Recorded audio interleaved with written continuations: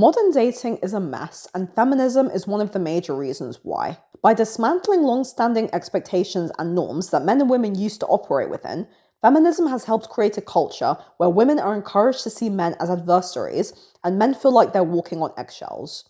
We lost courtship, commitment, and the slow build of trust. Once upon a time, sex meant something. Marriage, or at least commitment. Now, sex is vapid and meaningless. Dating is fleeting and superficial. People chase hits of validation instead of relationships, and no one knows how to connect anymore. I lost my virginity at 18 to a man who was both sexually and emotionally abusive. After that, it was pretty much just short-term relationships and hookups. Nothing stuck. At 23, I fell in love for the first time.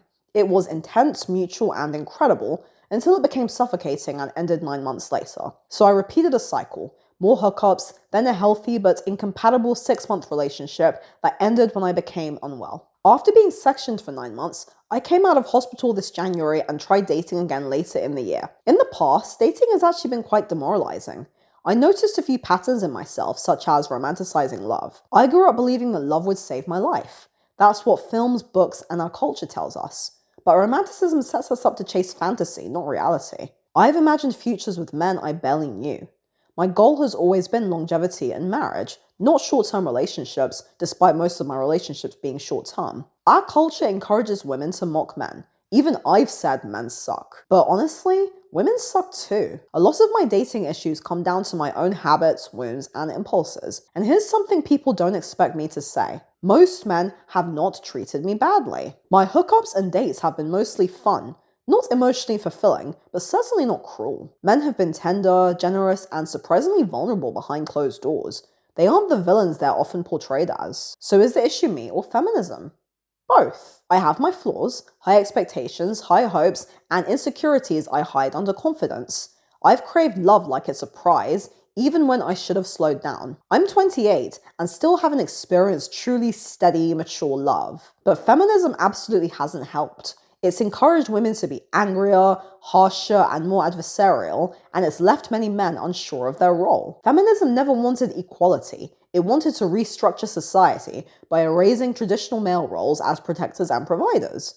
A small elite of ideological women pushed a misandric worldview. Feminism is closely influenced by Marxist theory and frames history as a story of male power and female oppression. Books like The Myth of Male Power and Is There Anything Good About Men point to a different reality. Men haven't been the power-hungry tyrants we're often told they are. They've been disposable.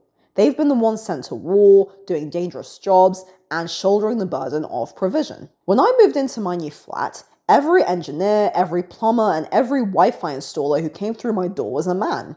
Feminist narratives rarely acknowledge male sacrifice. They focus almost exclusively on male privilege. I'm not saying women haven't suffered.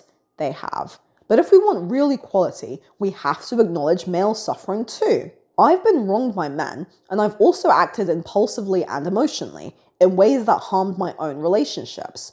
Many modern women do the same.